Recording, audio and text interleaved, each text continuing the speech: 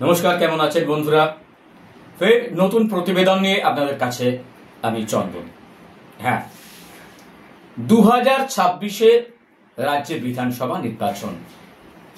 তার আগেই কিন্তু বিজেপির মধ্যে গোষ্ঠী কোন্দলটা ফের সামনে চলে এসছে। আর যেচে সেই মাসটা, ঝাড়ের মাসটা বলা চলে, নিজের ঘরে ডেকে এনেছেন যিনি, তিনি বিরোধী দলনেতা শুভেন্দু অধিকারী। শুভেন্দুর বরাবরই স্বভাব একটু হাম্বুরারি ভাব, একটু প্রচারে থাকা, আর সেইটা করতে গিয়ে তিনি এমন একটি কথা বলে বসেছেন সংবাদ মাধ্যমের সামনে। কি বলেছেন শুভেন্দু? শুভেন্দু বলেছেন যে নন্দীগ্রামের চেয়ে ভবানীপুরটা তার কাছে অনেক সহজ মনে হচ্ছে। মানে মুখ্যমন্ত্রী মমতা বন্দ্যোপাধ্যায়ের বিরুদ্ধে ভবানীপুরে তিনি আগামী বিধানসভা নির্বাচনে প্রার্থী হতে চান, এবং সেটা নাকি অনেক বেশি সহজ তার কাছে, জয়টা অনেক নাকি সহজ। যারা রাজ্য রাজনীতির খবরাখবর রাখেন, যারা পুরো বিষয়টার উপর নজর রাখেন, তারা নিশ্চয়ই জানেন যে নন্দীগ্রাম আর ভবানীপুর আকাশ পাতাল তফাৎ। কিন্তু ভবানীপুর এমন একটা জায়গা যেখানে মমতা বন্দ্যোপাধ্যায়কে হারিয়ে দিয়ে সেখানে জয়লাভ করাটা কিন্তু মোটেই সহজ বিষয় নয়। বড় যা পরিস্থিতি, যদি সত্যিই শুভেন্দু মমতা বন্দ্যোপাধ্যায়ের বিপক্ষে ভবানীপুরে প্রার্থী হন, যদি বুকের পাটা থাকে, তাহলে সেক্ষেত্রে গণনার দিন কিন্তু একেবারে রীতিমতো প্যাক আপ করে তাকে আদিগঙ্গার ওই নোংরা জলে ফেলে দেওয়া হবে, এ বিষয়ে কিন্তু সবাই নিঃসন্দেহ। আর এই পুরো বিষয়টাতে যিনি উস্কে দিয়েছেন তিনি আর কেউ নন, রাজ্য বিজেপি সভাপতি, বিজেপি রাজ্য সভাপতি সুকান্ত মজুমদার। ঠিক সময়ে ঠিক ঘুঁটিটি খেলে দিয়েছেন সুকান্ত মজুমদার। সুকান্ত মজুমদারের সঙ্গে শুভেন্দু অধিকারীর একটা সংঘাত, একটা দূরত্ব বাংলা বিজেপিতে কিন্তু সবাই মোটামুটি জানেন। এখন শুভেন্দু অধিকারী চেয়েছেন যে, তার মনে হয়েছে ভবানীপুরে তিনি যদি মমতা বন্দ্যোপাধ্যায়ের বিপক্ষে প্রার্থী হন সেটা অনেক বেশি সহজতর।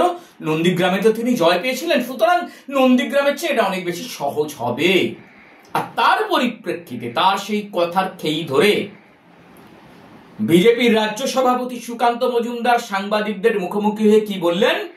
তিনি বললেন যে তিনি মনে করেন একমাত্র ভবানীপুরে যদি মমতা বন্দ্যোপাধ্যায়কে কেউ হারাতে পারে তবে তিনি একমাত্র শুভেন্দু অধিকারী।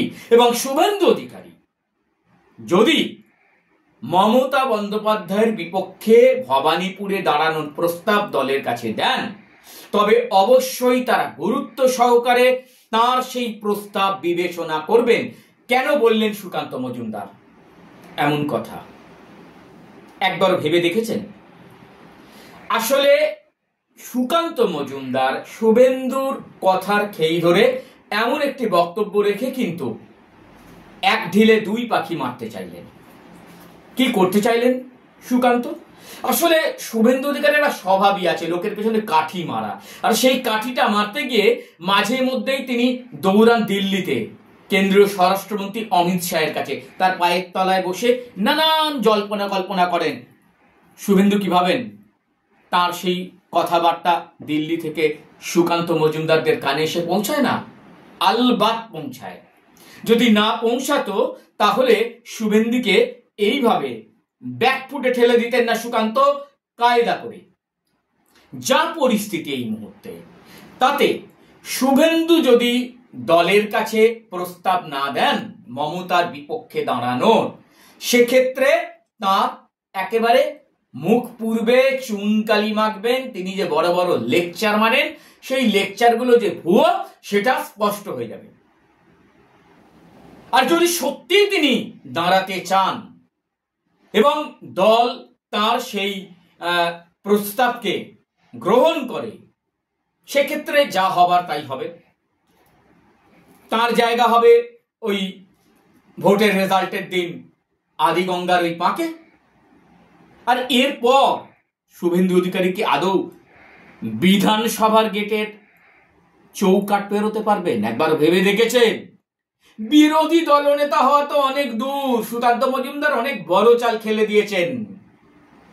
শুভেন্দু কতটা নির্বোধ, শুভেন্দু কতটা নির্বোধের রাজনীতি করেন, সুকান্তর এক চালেই যে তিনি ব্যাকফুটে সেটা কিন্তু ফের স্পষ্ট হয়ে গেল। সব মিলেমিশে এই মুহূর্তে শুভেন্দু কি করবেন? শুভেন্দুর রাজনৈতিক অবস্থান বিজেপিতে তিনি যে বড় বড় লেকচার মারছেন, বড় বড় বাতেলা ঝাড়ছেন, বড় বড় কথা বলছেন, সেই বুলি আওড়ানো কিন্তু এবার চুপসে যেতে বাধ্য। কারণ নিজের কবর তিনি খুঁড়েছেন এবং সেই কবর খোঁড়ার সুযোগ শুভেন্দু নিজে করে দিয়েছেন, যে সুযোগটাকে কাজে লাগিয়ে কিন্তু সুকান্ত মজুমদার বাজিমাত করে দিয়েছেন। এখন সময় বলবে যে সুকান্ত মজুমদারের এই চাল শুভেন্দুকে কতটা বিপদে ফেলে। যদি এই প্রতিবেদনটি আপনাদের ভালো লাগে অবশ্যই আমার ইউটিউব চ্যানেলটি সাবস্ক্রাইব করার জন্য আপনাদের কাছে অনুরোধ থাকলো। কমেন্টস করবেন, মতামত জানাবেন, আপনাদের সমালোচনা শুনতে চাই, জানতে চাই আরো কি চাইছেন আপনারা, এবং অবশ্যই পারলে শেয়ার করবেন। নমস্কার, ভালো থাকুন।